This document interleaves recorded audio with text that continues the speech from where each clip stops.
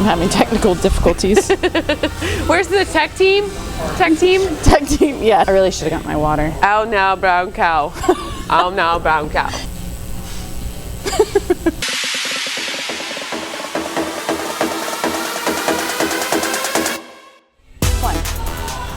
Welcome to Go HQ. I'm Shannon Myers, and I'm here with Amy Bailey.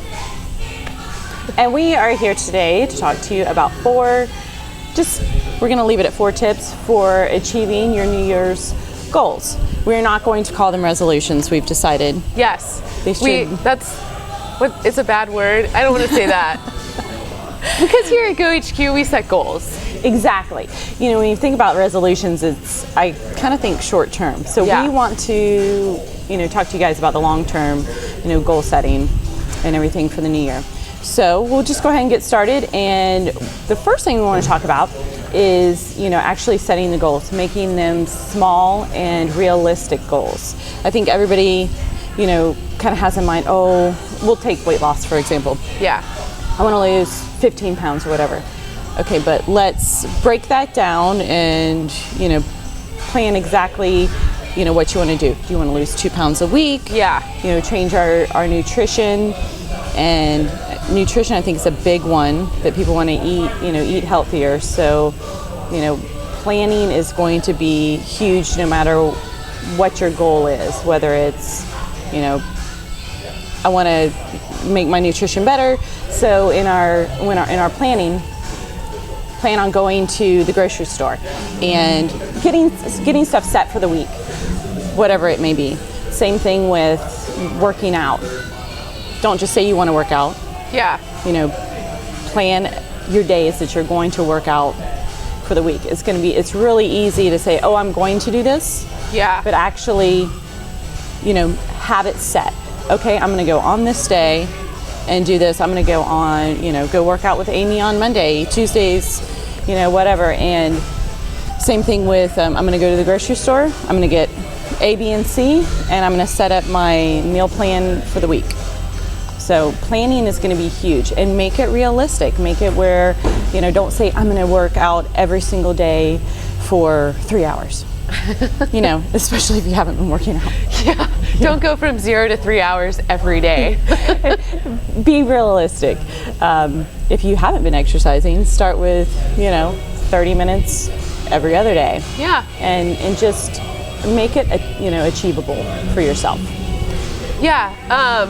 And I think that's where the realistic part comes in, because I feel like if you're, like you said, if your goal is to lose 15 pounds, for a lot of folks, myself included, that's pretty daunting. It takes a lot of work for me to get to 15 pounds of weight loss. So like you said, the planning ahead, okay, I know I need to get my eating on track. So how do I do that on a daily basis even? Do I schedule my meals out so that I take the guesswork out?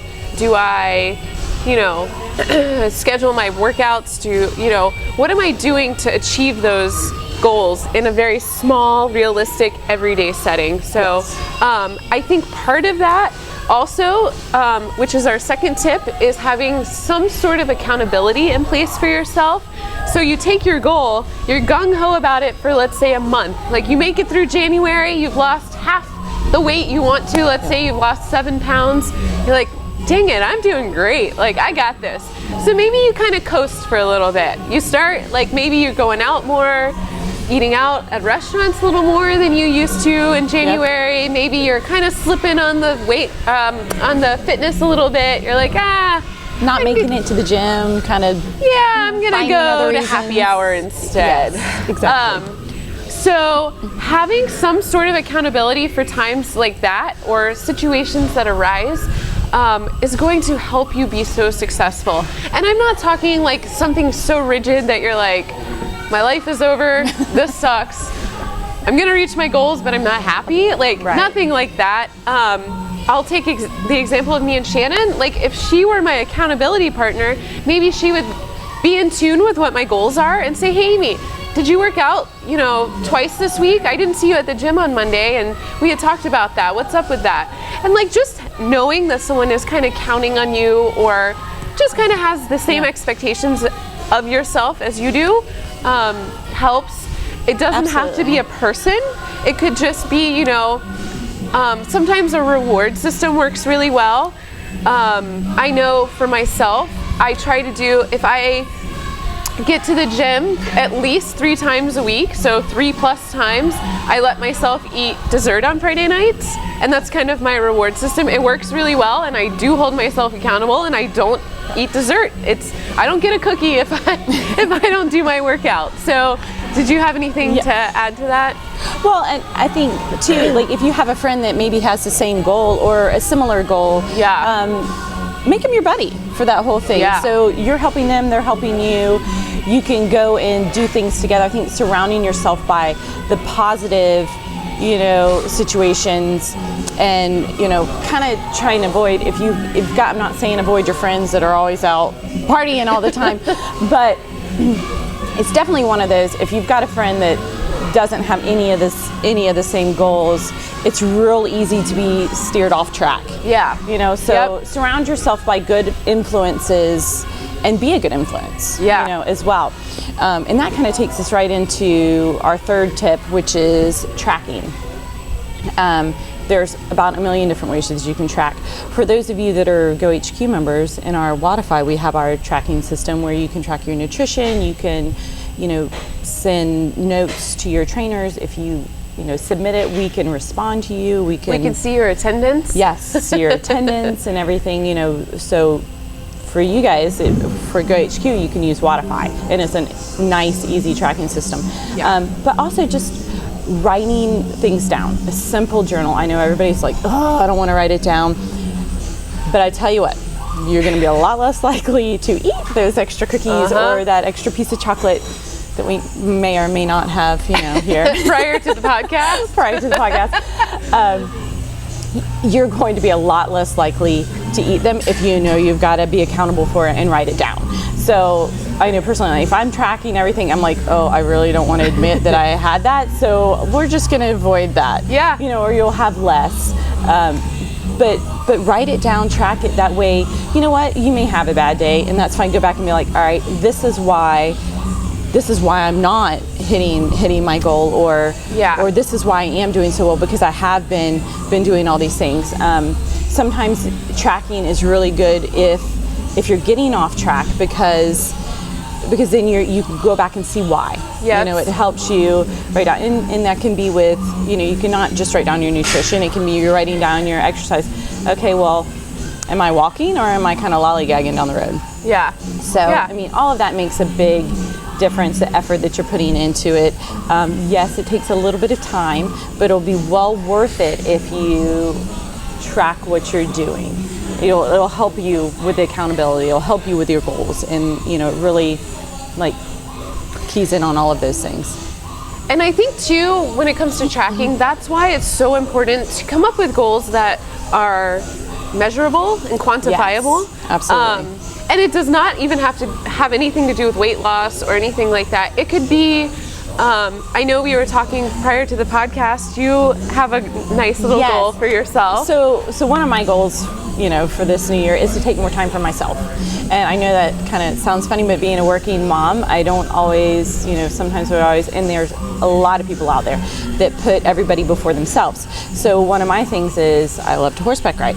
I am setting out, you know, okay, every other Wednesday I'm driving my hours to my parents. I am taking that time for myself to allow myself that, you know, that's one of the things I enjoy. It makes me a happier person, makes me a nicer person. Yeah. And it's just, you know, that's one of my things is, you know, taking time for yourself. And that can be really with anything, but yeah, and so I think in your example that's great. So you're saying, okay, once a week for 2 hours or whatever, I'm going to give myself the grace to do whatever I want. Absolutely. It's me time. Mm-hmm. And again, that's quantifiable. You give yourself 2 hours, you're committing to once a week. You can track that if you wanted to. That's a great example of tracking, so that, you know, come 4 months later when you're like, oh, what happened to my me time? You can see, well, about February, I stopped doing that and I picked up more hours at work. Well, you're not meeting your goal that way. So,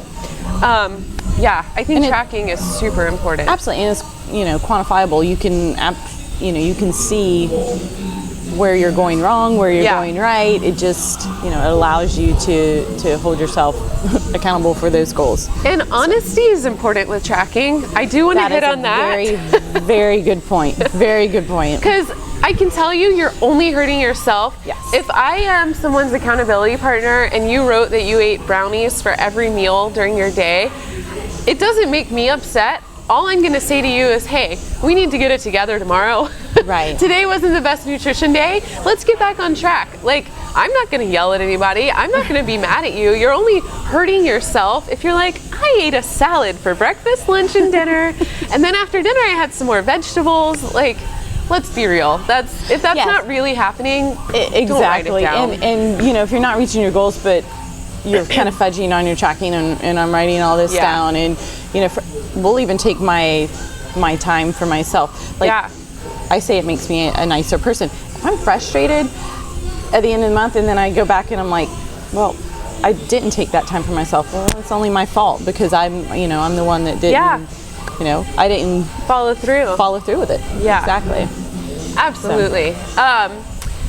And I think our last tip kind of goes hand in hand with the tracking, in the way that we want your goals to be long term. Like, if it's weight loss, if it's being more active, if it's me time, if it's spending more time with your kids, if it's whatever it is. One of my goals personally, my husband and I want to take a trip by the end of the year.